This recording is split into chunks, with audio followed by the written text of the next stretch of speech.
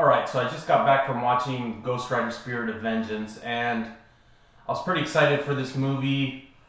You have the guys who directed Crank and the character of Ghost Rider. I thought it'd be a good mix like peanut butter and jelly, but alright, the plot's pretty simple. Ghost Rider and the devil, they're both after the same kid.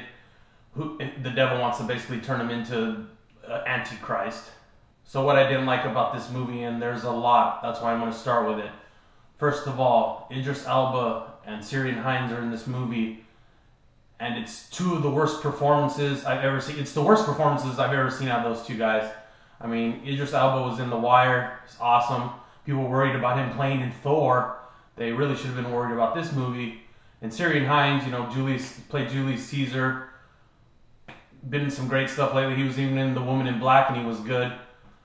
But these two guys, they delivered the worst performance that I've ever seen out of them. And also Nick Cage, he has a few scenes in this movie where it's a little bit like comic relief, and it didn't really fit with the rest of the story. He does his normal little thing he does in movies. You know, he's kind of acting kind of quirky and stuff, but it just didn't really fit in this movie, and it wasn't much comic relief. The comedy kind of fell flat. So the plot is paper thin.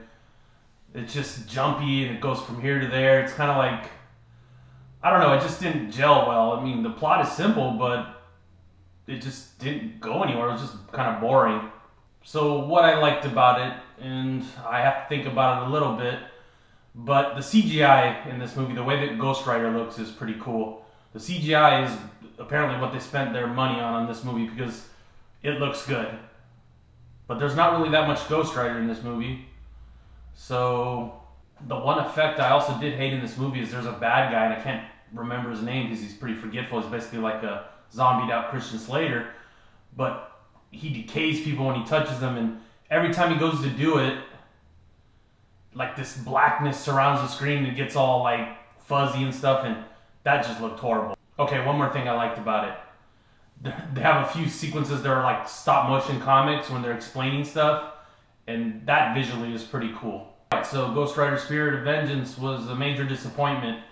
I'm going to basically give it 2 out of 5 stars, and I'm not even 100% sure why I'm giving it 2 out of 5 stars.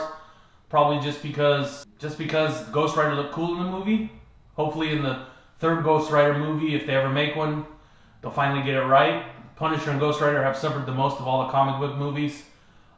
Green Lantern's right up there. I'm not sure which one's worse, this one or Green Lantern, but that's a question you can answer down in the comment box. Thanks a lot. Don't go watch Ghost Rider. Save your money.